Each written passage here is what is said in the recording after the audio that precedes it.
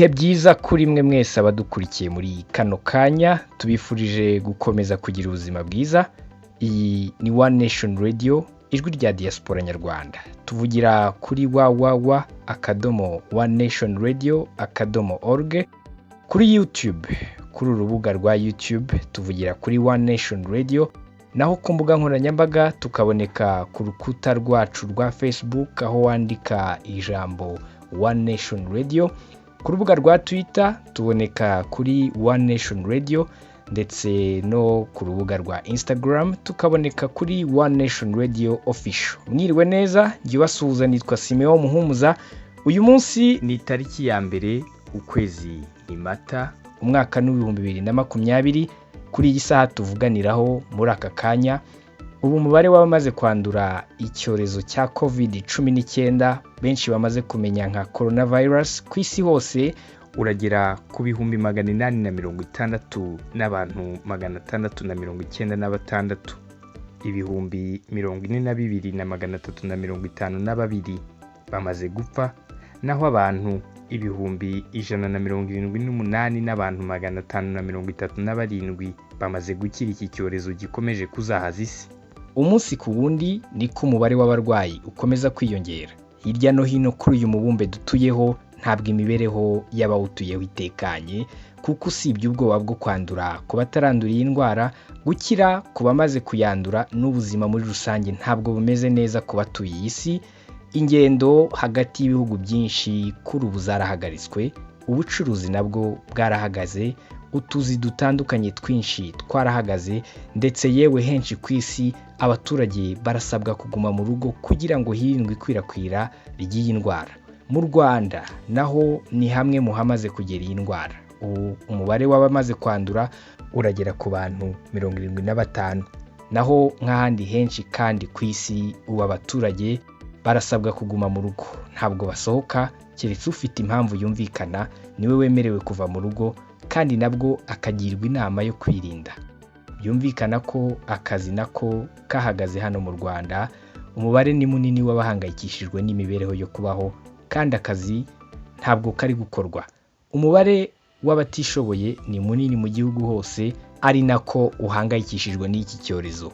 Guverinoma y'u Rwanda yagerageje gufasha abatishoboye ibatera inkunga y'ibiribwa ndetse n'ibindi bikoresho by'ibanze, gusa ibi ntibihagije kuko umubare w'abakeneye gufashwa ari munini, nubwo leta nta kwitagira kugira ngo ibashe gufasha buri wese ukeneye ubufasha. Intara ya 6 y'u Rwanda benshi bamaze kumenya nka diaspora, nayo ni amaboko y'u Rwanda. Kuri ubu hari ibyahereye muri diaspora yo muri Amerika, aho bihaye umuhate wo gufasha abanyarwanda baba mu Rwanda mu minsi iri imbere binyuze mu bufasha bari gukusanya kugira ngo buzabashe kugera ku banyarwanda, bityo ubashe kubagoboka muri ibi bihe. Kuri uyu munsi wa none hano kuri One Nation Radio, mu kiganiro cyacu cya none turi kumwe ku murongo wa telefone na Nyumaru Ruhaya Louis. Uyu akaba ari perezida wa diaspora ya Midwest muri Leta Zunze Ubumwe za Amerika, akaba kuri batuye muri Michigan. Bwana Ruhaya Louis, tubahaye ikaze mu kiganiro cyacu. Yes cyane rwose Simeon, turakumva neza cyane kandi tunejejwe no kuvugana nawe. Turi kumwe kandi na Abdul Bigirumwami. Uyu akaba ari perezida wa diaspora yo muri California y'Amajyepfo muri Leta Zunze Ubumwe za Amerika. Bwana Bigirumwami Abdul, namwe tubahaye ikaze hano kuri One Nation Radio. Ndakumva mba Simeon. Yego bumeze neza aho muri namwe muherereye muri aka kanya. Murakoze. Ntabwo ari abo gusa turi kumwe, kuko turi kumwe n'umuyobozi wa diaspora ya Amerika yose, Bwana Yves Musine. Namwe tubahaye ikaze hano kuri One Nation Radio. Turakumva Simeon, kandi turagushimira umwanya duhaye wo kuganira nawe. Abo nibo tugiye kuganira kuri iyi ngingo kugira ngo babashe kutubwira uko iki gikorwa gihagaze. Ngira ngo nk'uko natangiye mbivuga, ntabwo iki cyorezo umuntu yavuga ko cyoroheye isi kuri uyu munsi wa none. Mpereye kuri Bwana Musine, umuntu yavuga ko kuri uyu munsi wa none mubayeho mute nyuma y'uko ubu aho ngaho muri Amerika muri mu bihugu bya mbere bikomerewe n'iki cyorezo? Urakoze Simeon. Kugeza ubu hano muri Amerika mu ntara 27 zizwi zirimo imiryango y'abanyarwanda, kugeza kugeza ubu nta n'umwe uragira ikibazo cya COVID-19. Hashize iminsi dukoze conference call n'abayobozi batandukanye muri izo ntara 27 dushaka kumenya amakuru abera kuri izo minsi zabo, ariko tunabakangurira ko ishoboka byose kugira ngo begere abanyamuryango batuye mu bice baherereyemo, bababwira gukomeza kwirinda mu buryo bwose bushoboka. Ariko rero kuba hari umubare munini uri mu Rwanda wagize ikibazo cyo kuba badashobora kubona ibyo kurya cyangwa ibintu by'ibanze bikenewe, mu rwego leta yashyizeho rwo kuguma mu rugo kugira ngo bagabanye ubwandu bw'abantu kuri kiriya cyorezo cyibasiye isi cya COVID-19. Abanyarwanda batuye mu ntara ya 6 hano muri Amerika bafashe umwanzuro ko nubwo turi mu bihe bidasanzwe, ibihe bikomeye, mbese hari aba badafite akazi muri iki gihe, ariko bumvise ko ari ngombwa ko bagerageza uko bashoboye kose bagakusanya inkunga yagenera abatishoboye mu Rwanda. Iyo nkunga iri mu ngeri ebyiri. Ya mbere ni izo ntara 27 zose zishyize hamwe zikomeje gukusanya inkunga. Icyo dutegereje ni ukumenya mbese inkunga izava muri izo ntara 27 yaba ingana ite, ariko bifuza ko byakorwa bwangu kugira ngo ubufasha bube bwagera ku baturage mu gihugu hagati mu Rwanda baba babukeneye. Ingeri ya kabiri ni kiriya gikorwa twatangije cya GoFundMe. Iyo nkunga izafata byibura hafi ukwezi kuba twayigeraho, ariko iyo yagera mu Rwanda mu gihe inkunga ya mbere izaba yageze mbere y'igihe. Muri izo ngeri campaign twakoze ibasiyo. Yego, ahangaha umuntu yakwibaza ati wenda nubwo muri gutegura icyo gikorwa, ariko se namwe ubwanyu nk'abaturage wenda batuye muri Leta Zunze Ubumwe za Amerika, usibye wenda ko muri rusange muri diaspora nyarwanda ntawe uragira icyo kibazo, ariko imbogamizi mufite mwebwe namwe nk'abaturage muri rusange ni izihe? Imbogamizi zihari dufite muri iki gihugu ni nk'izo n'ahandi hose bafite ku isi. Kuba akazi karahagaze bisaba ko benshi dukorera mu rugo, amashuri yarahagaze, ni ukuvuga abana bigirira kuri interineti, za serivisi nyinshi ntago zikora nk'uko byari bisanzwe. Ariko no kumenya uti iki cyorezo cya COVID-19 ntabwo ari ikintu abantu bafata nk'ibisanzwe, kuko kimaze guhitana benshi.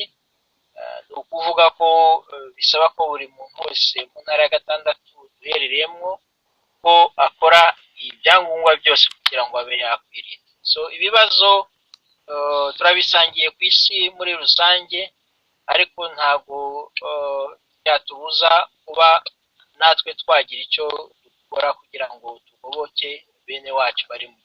Urakoze cyane Bwana Musine. Hanyuma Bwana Ruhaya, ngira ngo mukurikirana n'amakuru ya hano mu Rwanda, umuntu yakwibaza ati amakuru muyabona ya hano mu Rwanda yuko iki cyorezo cyahageze, iki gitekerezo cyo kuzirikana abanyarwanda mugategura gukusanya ubufasha cyabajemo gute? Murakoze Simeon kuri icyo kibazo cyiza. Yego. Ntabwo ari ubwa mbere abantu bo muri diaspora tugira ibitekerezo byo kuba twafasha urwatubyaye. Ku buryo rero iyo tubonye hari imbogamizi zihari, nubwo tuba tutari mu gihugu naho tuba turi hano hose mu mahanga, natwe biba bitureba kuko dufiteyo inshuti, abavandimwe n'ababyeyi.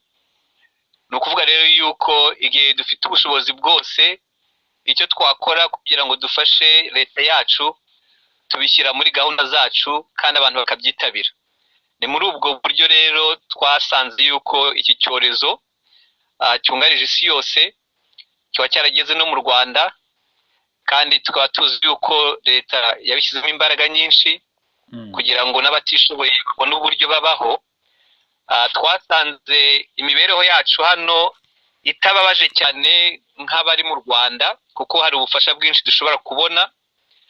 Nk'abadafite akazi ashobora kubona icyo twita unemployment mu gihe runaka, akabona umushahara uva muri leta nubwo utangana n'uwo yakoreraga. Ibyo rero bigatuma wenda dushobora kwigomwa ibindi byose, twakusanya ayo twashobora twese gutanga kugira ngo twohereze mu gihugu cyacu, noneho bene wacu, ababyeyi bacu, inshuti zacu nabo babashe kubaho, kuko uru rugamba ni urwacu twese. Yego. Hanyuma aho mwebwe mutuye, umuntu wenda agereranyije wavuga ko abanyarwanda mugera nko ku mubare w'abantu bangana gute? Aha dutuye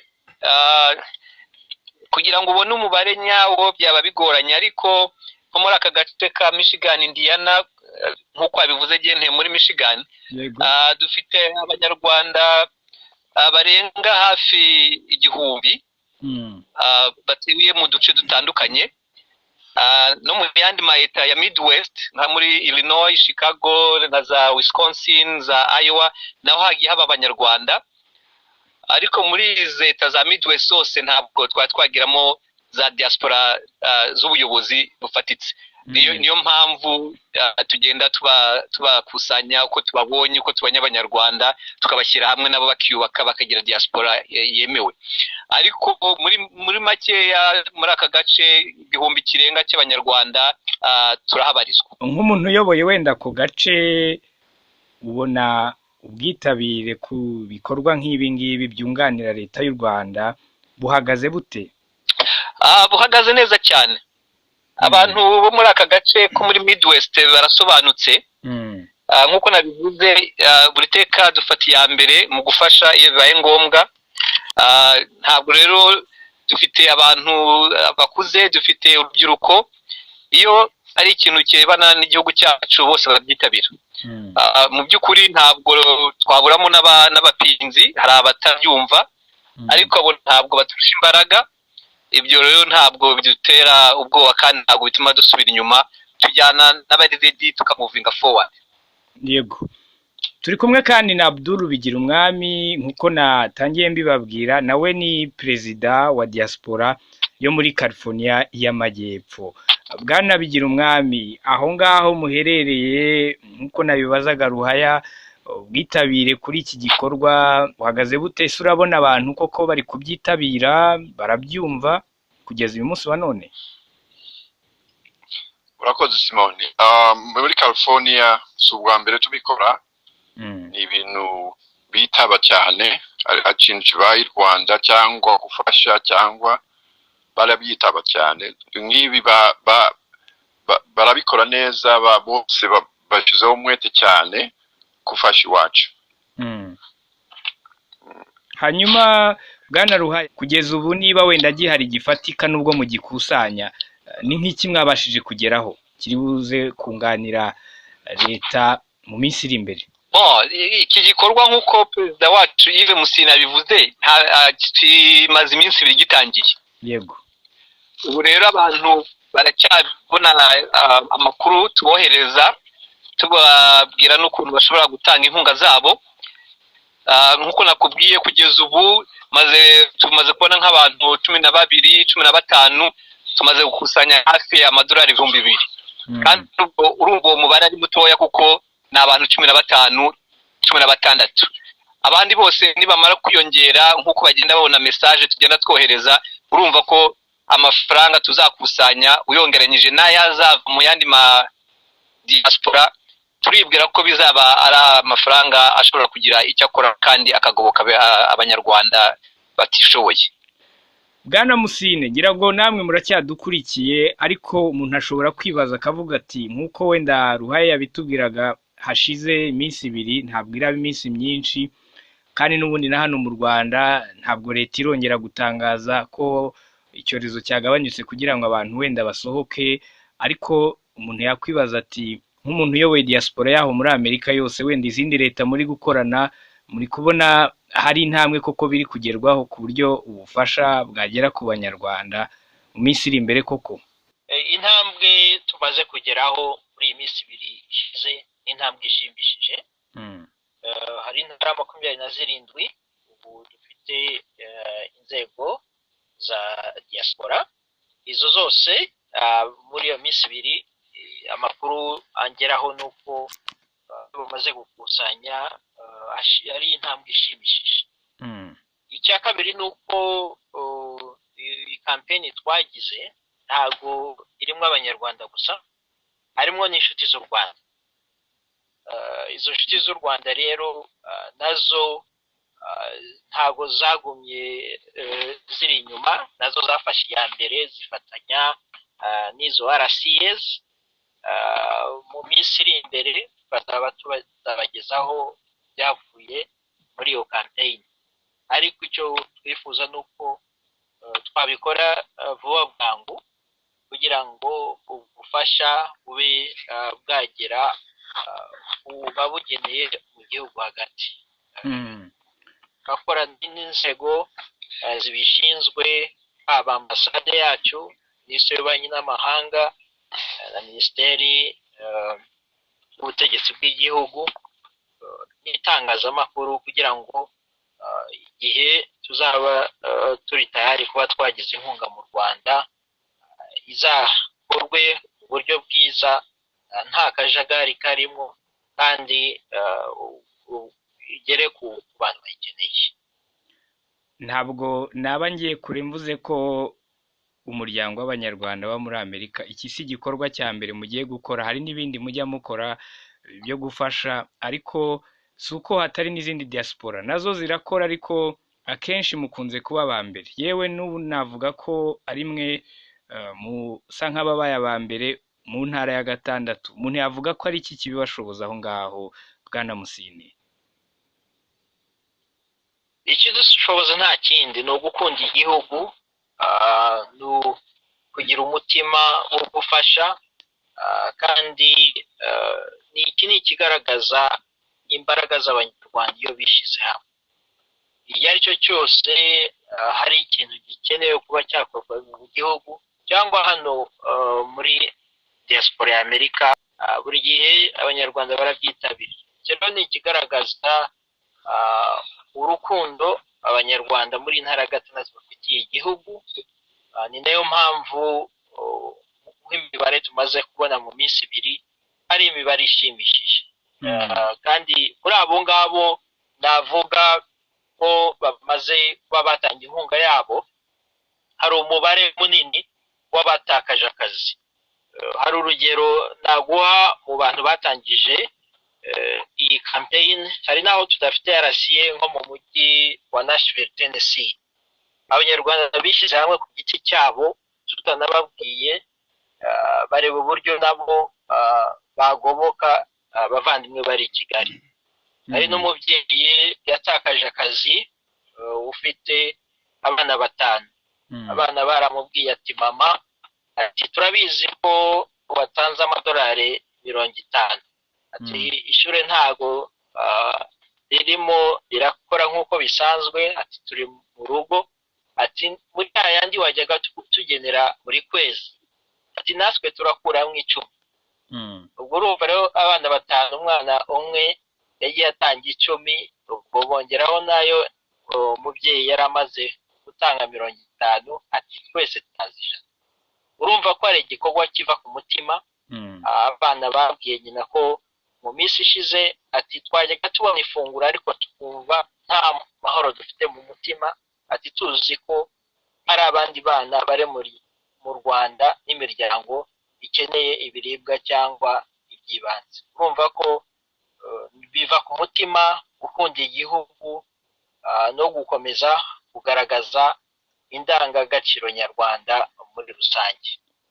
Hari umuntu ushobora kuba akurikiye ikiganiro turi kugirana muri kano kanya akibaza ubwo bufasha uburyo buzazamo mvuga aha, ashobora kwibaza ati ese buzaza ari mu mafaranga? Leta y'u Rwanda yo mu bwo yatanze yahisemo gutanga ubufasha bw'ibiribwa ndetse n'ibindi bikoresho by'ibanze.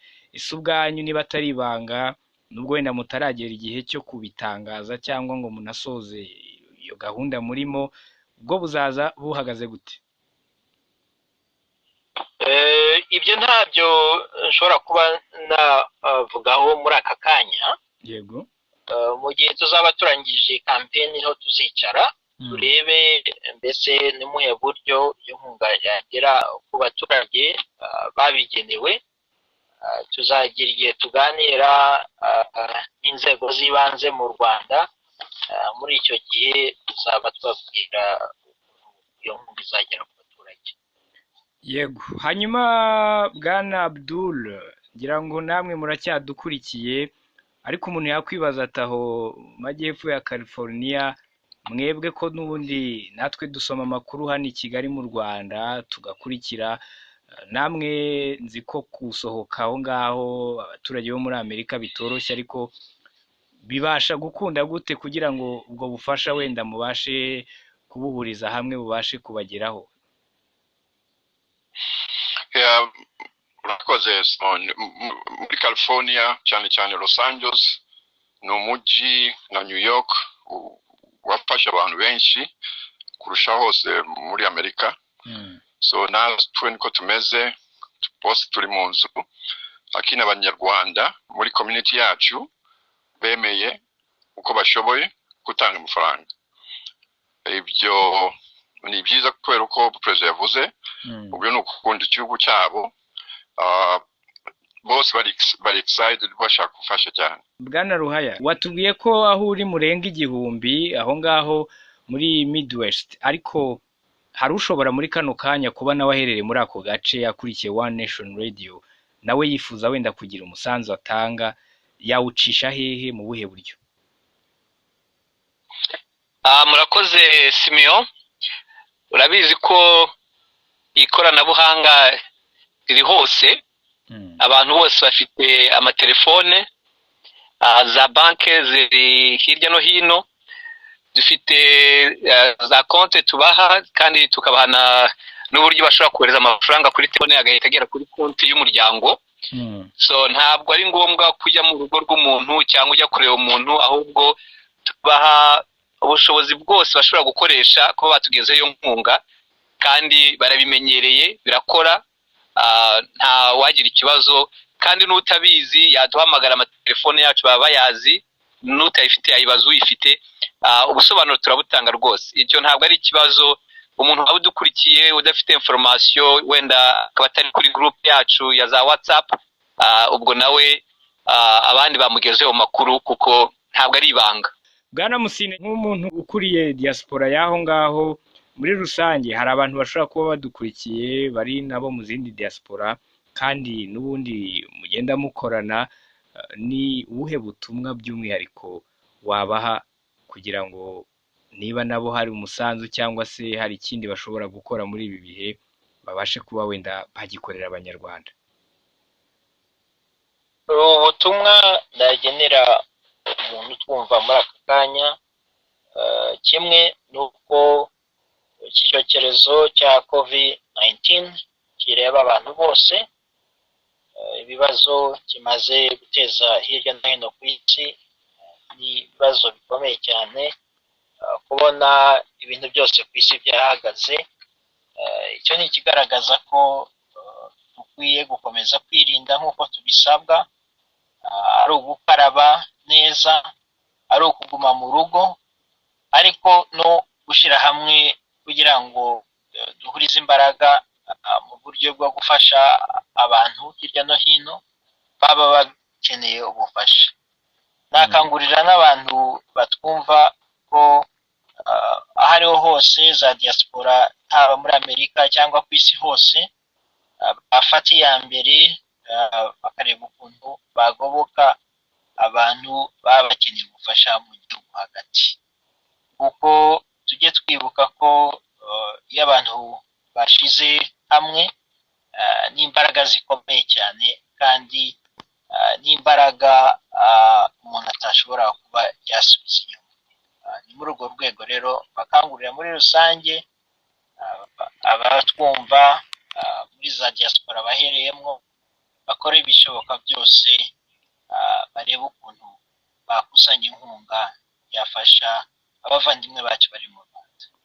turi kugenda tugana ku musozo, ariko mbere y'uko wenda tubavaho bwana Musine, hari abanyarwanda noneho bagukurikiye muri kano kanya, baba bari hano mu Rwanda, baba abari hanze y'u Rwanda, ndavuga naho ngaho muri diaspora ya Amerika. Ni ubuhe butumwa wabaha? Ni ubuhe butumwa bw'ihumure niba bunahari wabaha? Hanyuma ariko ubwo uranasoza unatubwira n'ibijyanye n'izindi gahunda wenda mushobora kuba mufite zo gufasha, cyane ko nk'uko n'ubundi twatangiye tubiganiraho iki atari igikorwa cya mbere, hari n'ibindi biri imbere niba bihari. Ijambo ry'umuhumure nabaha ni uko nababwira ko turi kumwe nabo mu byo barimo baranyuramo byose, nubwo turi kure y'igihugu, ariko umutima wacu buri gihe uri mu Rwanda. Dukomeje gukurikirana kuri televiziyo hirya no hino, tureba igikorwa cyiza nyakubahwa perezida wa repubulika yatangije cyo kugoboka abanyarwanda mu ngo zabo. Ni ikintu cyadukoze cyane ku mutima, ni nayo mpamvu twafashe iya mbere mu minsi ibiri ishize gutangiza kiriya gikorwa cyo kureba ukuntu bakusanya inkunga yafasha abanyarwanda mu buryo bumwe cyangwa ubundi.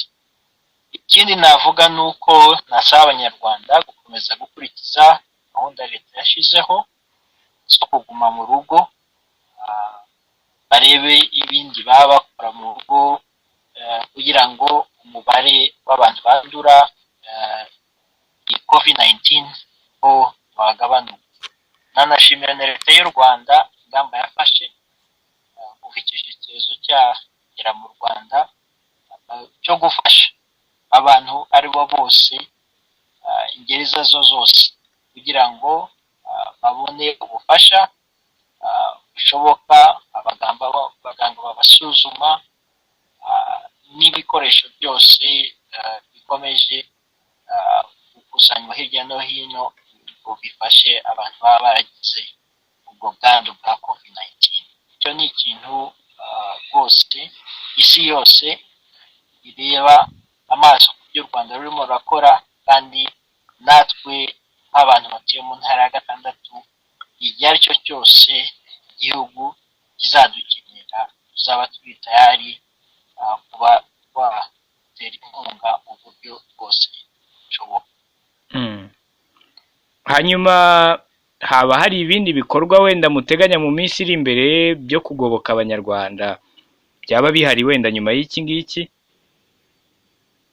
Iki ni cyo cy'ingenzi, ni nacyo dushyizemo imbaraga nyinshi muri iki gihe. Ni byinshi biri imbere, ariko muri aka kanya icyo dushyizeho imbaraga zose ni icyo kureba uburyo twagoboka abanyarwanda. Hari ibikorwa byinshi biri imbere, ariko tuzaba tubagenera igihe cyangwa umunsi baganira namwe mu itangazamakuru ngo biganire mu buryo burambuye.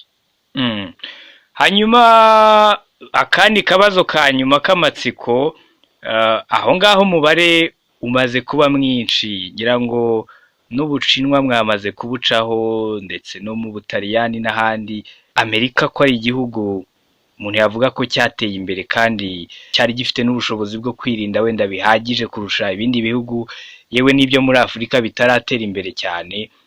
Ni ukubera iki icyorezo cyazamutse aho ngaho cyane? Icyorezo kuba cyazamutse hano muri iki gihugu ni uko navuga ko COVID-19 isa nk'aho yatunguye igihugu cya Amerika. Ubukana bwayo urebye ni nk'aho batari biteze ko byagera aho bigeze.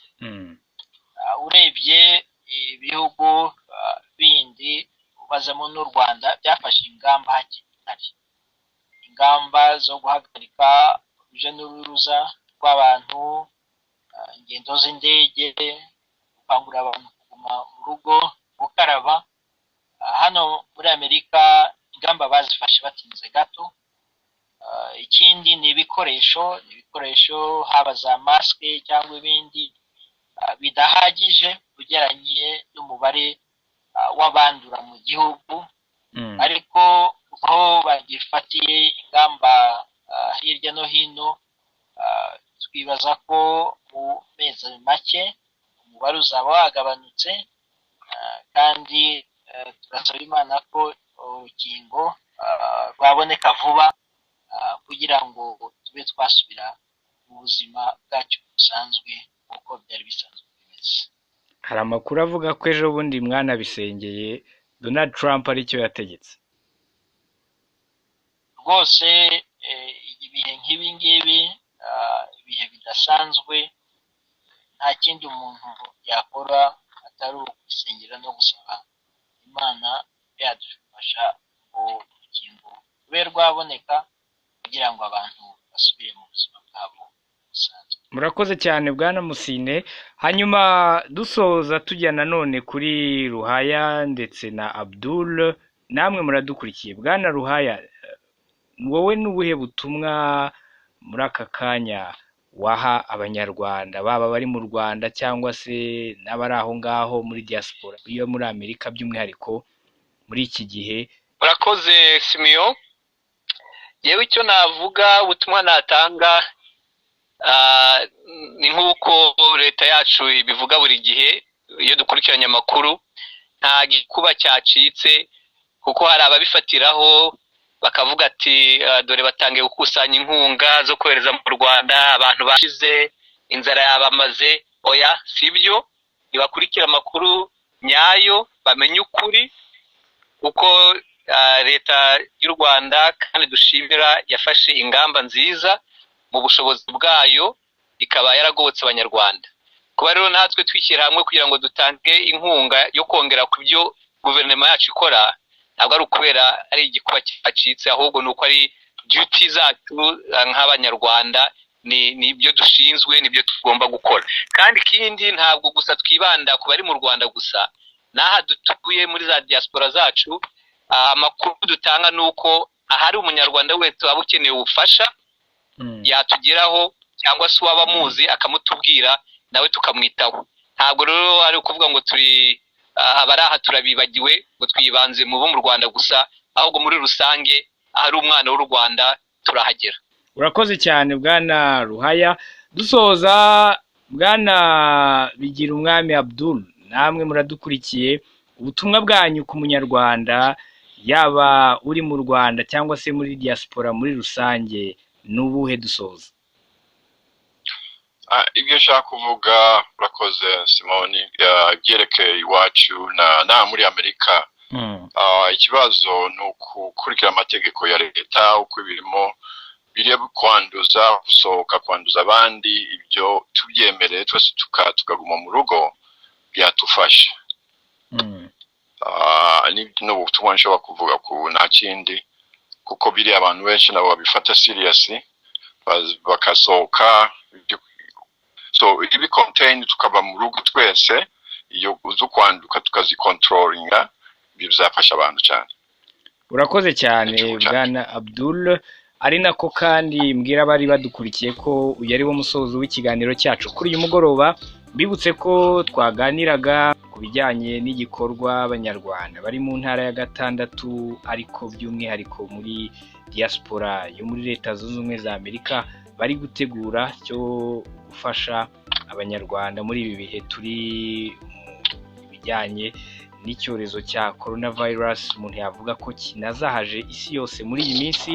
Bibutse ko ku murongo wa telefone abatumirwa twari dufite kuri uyu munsi, nari kumwe na Nyumaru Ruhaya Louis, uyu akaba ari perezida wa diaspora ya Midwest muri Leta Zunze Ubumwe za Amerika, kuri ubu akaba atuye muri Michigan.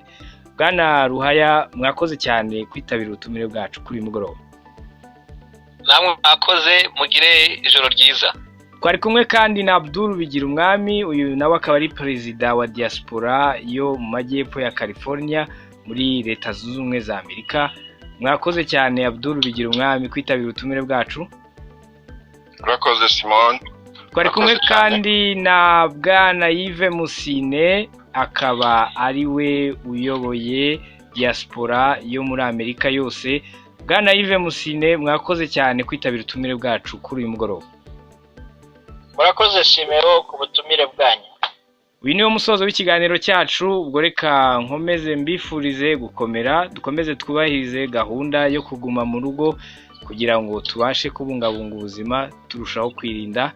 Amahoro y'Imana niyo tubifurije. Iyi ni One Nation Radio, umugoroba mwiza aho muri hose, ubwo aho ari mu gitondo tubifurije igitondo cyiza, ibihe byiza.